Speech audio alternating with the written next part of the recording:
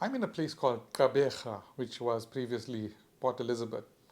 I'm here because some of our students are graduating and others are starting. So there's an orientation and there's a graduation taking place. Yesterday was orientation of the new batch, and today will be the graduation ceremony of those who are completing and who are going to start their journey of becoming software developers. Now, it reminded me of a trip I took to India in 2007. I went on a little spy mission to go and figure out why is it that the people in India were doing so well with IT. And I mean really, really well. You know it. India positioned itself as the IT capital of the world. Software development, call centers, you name it, everything was happening there. And not only that, but it exported its talent overseas. So today you got people like the CEO of Microsoft and the CEO of Google, who are both people of Indian origin. So they really went and made a name for themselves. And so my mission was to figure out what is it about these people? What is it about them that enables them to do so well? And how can we replicate that in South Africa? That's my mission. This was in 2007. And so I visited Bangalore and Hyderabad. And I found the answer. I found the answer. It was actually much simpler than you and I would imagine. What happens there is a focus on a level of education that is very practical, that is geared to prepare people for life at work. And how they did this was, and I visited this one particular school. Incidentally, the school I visited in Hyderabad, in Bangalore, was a finishing school for software developers.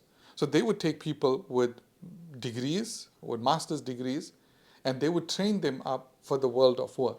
And this school didn't employ any lecturers. They only employed software developers who would train these students, who would give them all the skills that they would need by getting them to do project after project after project.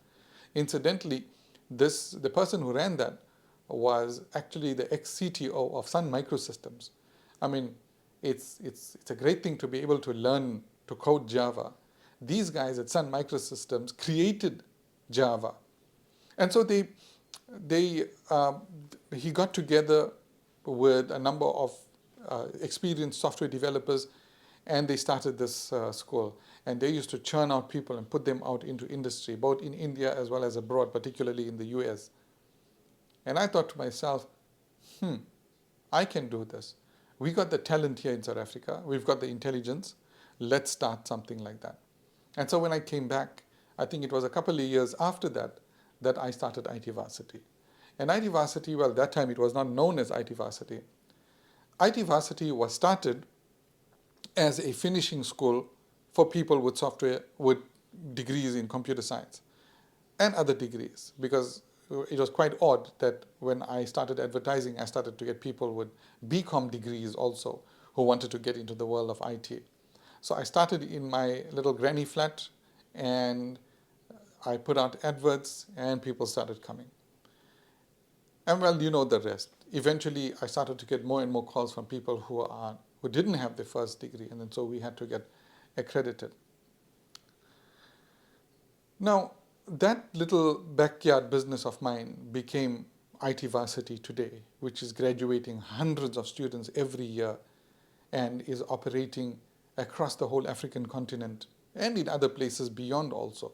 Although our focus is South Africa, but you can see that there's students coming from all over the world, and we are fully online. Now, since then to now, I believe in one thing. I believe that in order to become a master at something, you have to learn under an experienced master. I mean, think about Star Wars, right? When Luke Skywalker embarked on his journey to become a Jedi, he learned under a Jedi. And what was the first thing that Obi-Wan Kenobi taught him? Was how to hold your lightsaber and defend yourself. There were no notes, there was not any theory, there wasn't any formal classes that he went to. It was all master and student, and master practically showing the student what needs to be done. Now, wherever you look at this in the past, you will find that it was the same. Anybody who wanted to become a master at something went to a master, in a manner of speaking, went to a Jedi Knight of that skill, whatever skill you wanted. You can't get those skills from a lecturer. You can't get those skills from a person who had never coded in his life. I'm talking now specifically about coding skills. But you can get it from a person who is a hardcore veteran.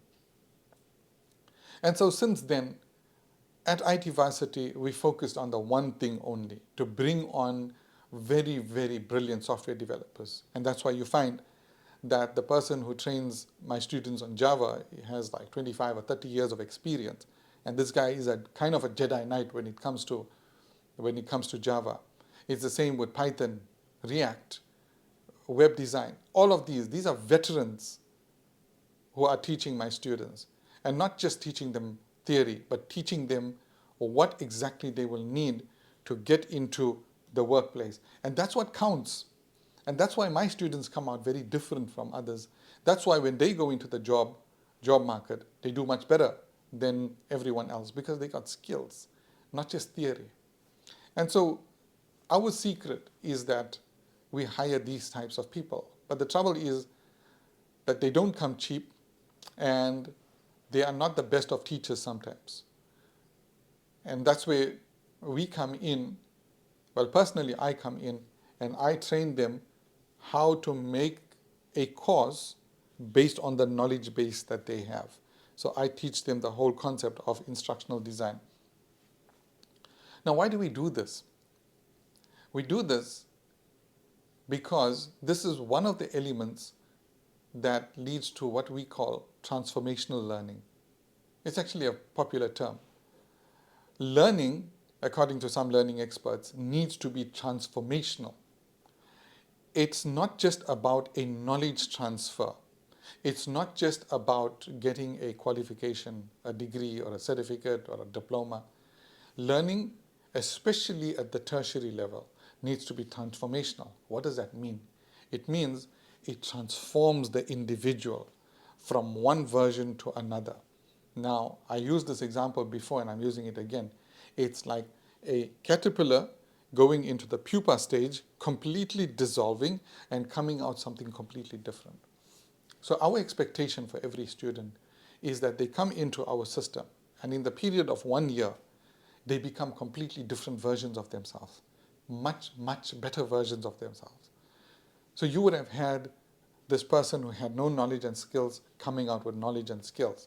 Person who lacked confidence coming out a confident person. Person who was doubting themselves coming out free of all that doubt and fully confident in themselves. And people who had a narrow vision, who didn't see opportunities before, they come out and suddenly they are seeing opportunities everywhere, just there, ripe for the picking. That's transformational learning, where the learning is coupled with mentorship, with guidance, with counseling, to make you overcome your internal obstacles and to bring in that knowledge inside you, and not just bring that knowledge in, but to apply that knowledge to the best of your abilities to achieve what you wanted to achieve. Now that is what I call transformational learning, and that's what we believe in at IT Varsity. A person came into our doors and studied and didn't change doesn't make me happy. What makes me happy is that people go through a complete transformation. So in that sense, one could look at IT Varsity as not just an institute of training technology, but also a place where people come to upgrade themselves.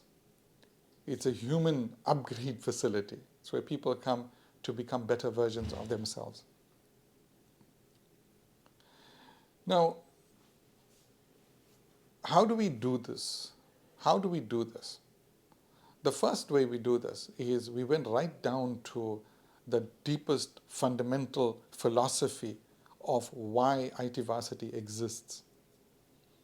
or why does any school exist? And when I looked around, when I spoke to people who are running schools, particularly here in South Africa, it was rather disappointing, because the reason that many of the private institutes exist is as businesses.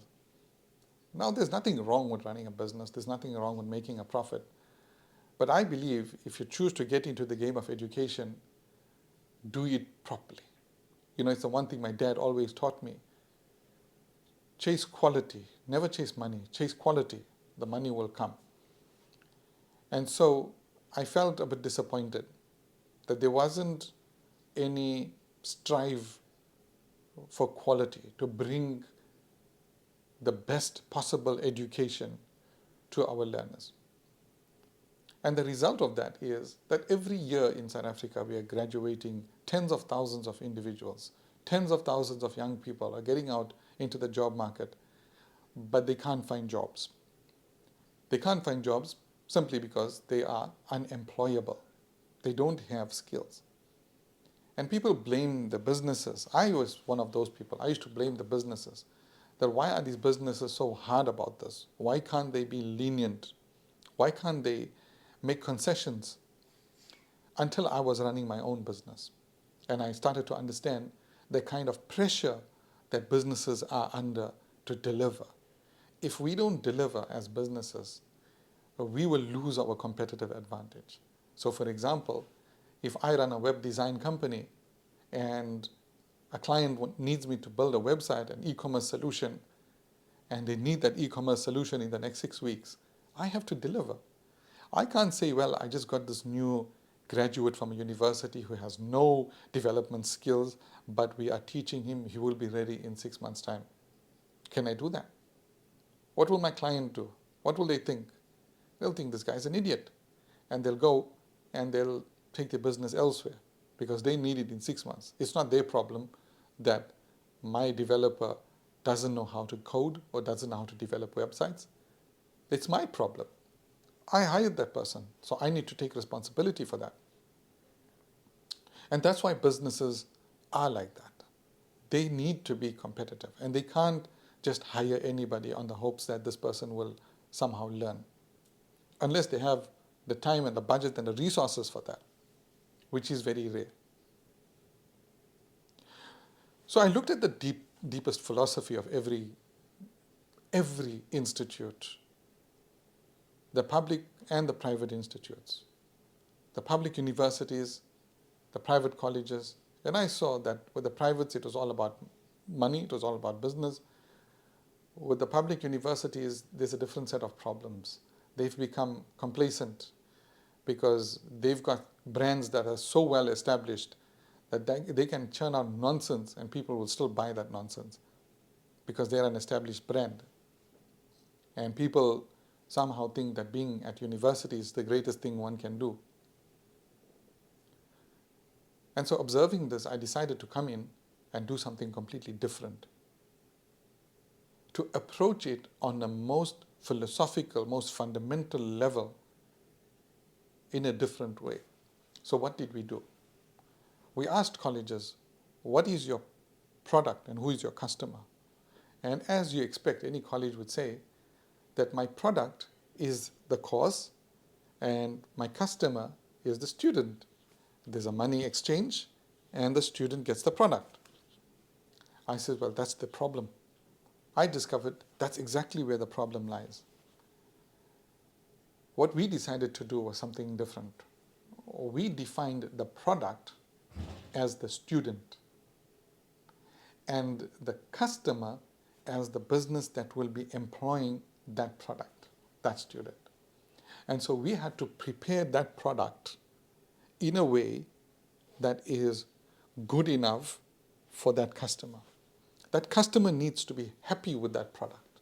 If that customer is not happy with that product, that customer will not buy that product. In other words, that business will not hire my students. So I needed to upskill my students. I needed to transform them. I needed to prepare them so that they will become not just employable, but in demand in the industry. It's a challenging, it's a very challenging goal. It's not easy, I must admit, but it is our goal. And every day we are getting closer and closer to that goal, to achieving that goal. And in doing so, what I want to do is to establish IT Varsity as the best technology institute on the continent of Africa. And for those of our students who have joined us, they know that they have my commitment to them, that whatever their challenges are, whatever their obstacles to study, we will help them to overcome them, and we will give them the best quality education, always. And not just that, but we will take every step to prepare them for the world of work. And how do we do that? 4 things. 1, high quality training by experts with minimum 10 years of experience. Number 2, by getting them to do projects upon projects upon projects. So in the 1 year they are with us, they just do project after project, because that's what the real world is like. Minimize theory and maximize practicals. The third one is we encourage them to put themselves out there, because there's only so much we can do as an institute. The students need to put themselves out into the world, into social media, and tell their stories and show their achievements. And finally, one of the most important things is every student at IT Varsity builds an e-portfolio. And it's not just an e-portfolio that shows some certificates and some results. No, this e-portfolio is a website that they build by themselves. They learn to build this website, and they build it, and they make it into a professional website, and then they link to all the apps that they built while they were studying with us. How cool is that? We give them free hosting.